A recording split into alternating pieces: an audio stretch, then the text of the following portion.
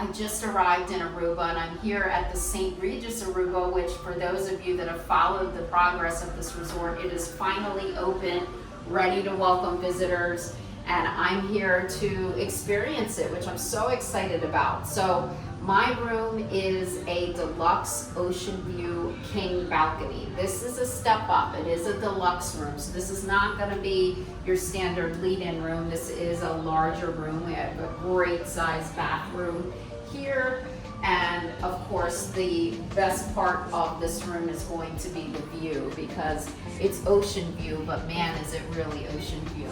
But first, I wanted you to see the bedroom area. Very pretty. I love the decor in here. It's not overly modern. It feels Caribbean, but still modern.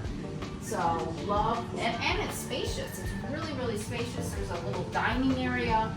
And of course, the bed is facing the ocean, which I always love. There is this huge balcony here with a great chaise lounge and dining area. But the best part of this room is going to be the view that I have here. So I'm on the 11th floor. There are 12 floors here. And look at this view.